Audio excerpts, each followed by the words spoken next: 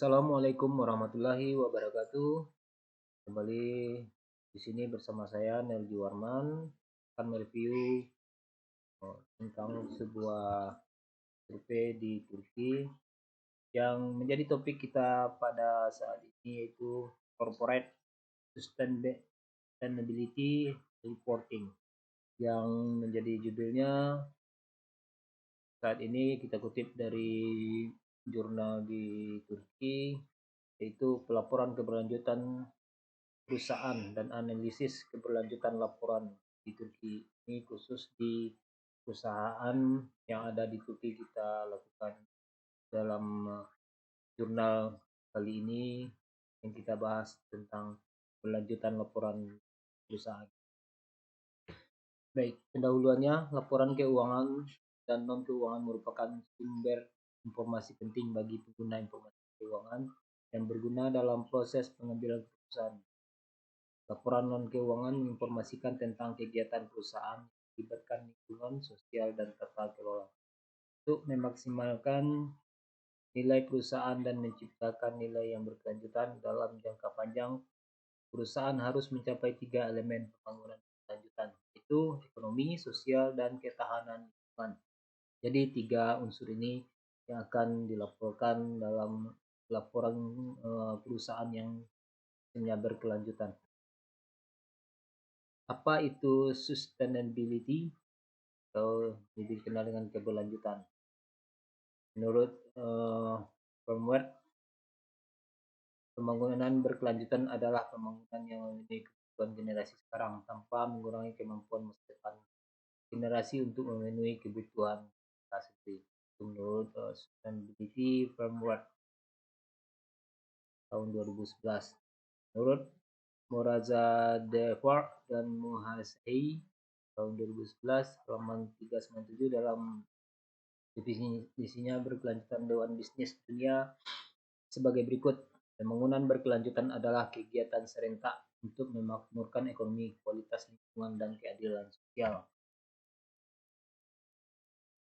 Sustainability Report, yaitu informasi perusahaan yang mengenai kinerja ekonomi, lingkungan, dan pemerintahan. Ini informasi dari sebuah laporan mengenai kinerja, lingkungan, dan pemerintah. Selanjutnya, namun tidak hanya melaporkan dari data yang terkumpul sustainability report saja.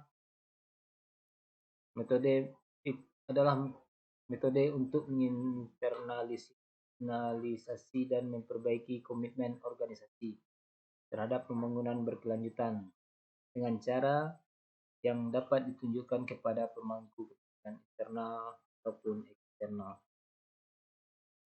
Penggunaan aplikasi pelaporan berkelanjutan perusahaan telah meningkat di beberapa negara.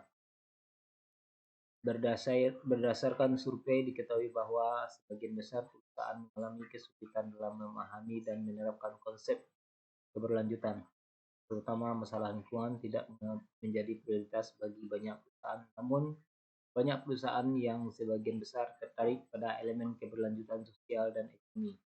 Survei berkelanjutan tahun 2011, halaman 9. Sustainability versus responsibility. Ada berkelanjutan, ada reaksinya. Itu merupakan sebab akibat yang akan terjadi. Meskipun istilah keberlanjutan dan tanggung jawab sosial sering digunakan bergantian, mereka menunjukkan poin yang berbeda. Lanjut, keberlanjutan lebih merupakan konsep menyeluruh untuk mendorong pertumbuhan jangka panjang yang berkelanjutan dalam semua bentuk modal yang tersedia bagi keuangan alam dan sosial. Sebaliknya, tanggung jawab sosial konsepnya lebih terbatas, berfokus pada masalah dan kegiatan jangka pendek seperti bantuan hukum, filantropi, dan perbaikan kondisi tenaga kerja. Secara umum, bisa dikatakan semua organisasi bercita-cita untuk bertanggung jawab, tapi sedikit yang akan benar-benar berkelanjutan. Ini Organisasi IPEC 2006. Global Reporting Initiative. GRI adalah sebuah organisasi standar internasional yang independen. GRI selain membantu para pebisnis juga membantu pemerintah dan organisasi lain untuk mengerti dan mengkomunikasikan dampak bisnisnya dalam isu perubahan iklim, hak asasi manusia, juga korupsi. Agar lebih dapat diandalkan, sebagian besar perusahaan telah mengikuti pedoman untuk pelaporan keberlanjutan perusahaan. Kumpulan pedoman pelaporan yang terkenal adalah GRI tahun 2006. Pedoman ini pada dasarnya berfokus pada konteks laporan berkelanjutan perusahaan, visi berkelanjutan, kinerja mereka, dan tujuan menuju keberlanjutan. Oka dan Sergi 2012, halaman 103-105. Metodologi penelitiannya, pertama objek penelitian. Objeknya itu berupa laporan keberlanjutan perusahaan. Yang subjek penelitiannya ada 9 laporan keberlanjutan perusahaan di Turki. Yang jadi subjeknya itu 9 laporan perusahaan itu di Turki. Indikator keberlanjutan yang digunakan menggunakan kriteria GRI. Skor penilaian pelaporan indikator, skor 0 tidak dilaporkan, 1 dilaporkan sebagian, 2 dilaporkan sepenuhnya. Maksimal perusahaan bila seluruhnya indikator dilaporkan adalah 310. Ini menjadi patokan yang jadi survei pada jurnal ini. Ini tabelnya yang dapat kita lihat. Berdasarkan tabel di atas, perusahaan level C harus mengungkapkan 24 indikator bagian, 10 indikator bagian 3 dan tidak ada di bagian 2. Perusahaan level B harus menggunakan semua indikator bagian 1 dan bagian 2 dan minimal 20 indikator bagian 3. Perusahaan level A harus mengungkapkan semua indikator bagian 1 dan bagian 2, minimum 55 indikator bagian 3. Ini yang menjadi faktor indikator yang akan mendukung survei kali ini. Sebagaimana disediakan dalam tabel 1, jika perusahaan mengungkapkan sebagian indikator bagian 1, skornya adalah maksimum 84. Semua 34 indikator bagian maksimal 68 dan semua 79 indikator bagian 3 skornya adalah maksimum 158.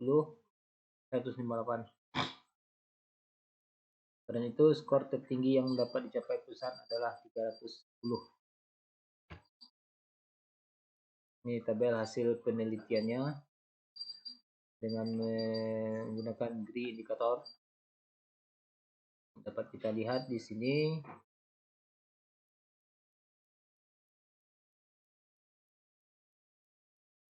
Dari tabel dan survei tadi dapat kita tarik kesimpulan. Pertama, pelaporan berkelanjutan adalah proses kunci untuk menginformasikan kepada pemangku kebijakan apakah perusahaan mencapai pertumbuhan yang berkelanjutan dan bernilai. Kedua, agar lebih dapat diandalkan, sebagian besar perusahaan telah mengikuti pedoman untuk pelaporan berkelanjutan. Tiga, hasil penelitian menunjukkan bahwa laporan keberlanjutan perusahaan yang dipilih memenuhi persyaratan minimum GRI berdasarkan tingkat aplikasinya, namun ada perbedaan antara skor perusahaan meskipun mereka berada di level aplikasi yang sama. Beberapa perusahaan mengungkapkan lebih banyak informasi daripada yang lain, tetapi secara umum perusahaan tidak mengungkapkan banyak indikator secara sukarela. Dapat dikatakan bahwa perusahaan memenuhi persyaratan terkait bagian 1 dan bagian 2, pengungkapan profit dan pengungkapan pada pendekatan manajemen berdasarkan tingkat aplikasi laporan mereka. Namun, sulit untuk mengatakan hal yang sama untuk bagian 3. Faktanya, laporan berkelanjutan perusahaan gagal mengungkapkan indikator kinerja secara konsisten. Jadi, di bagian 3-nya itu ditemukan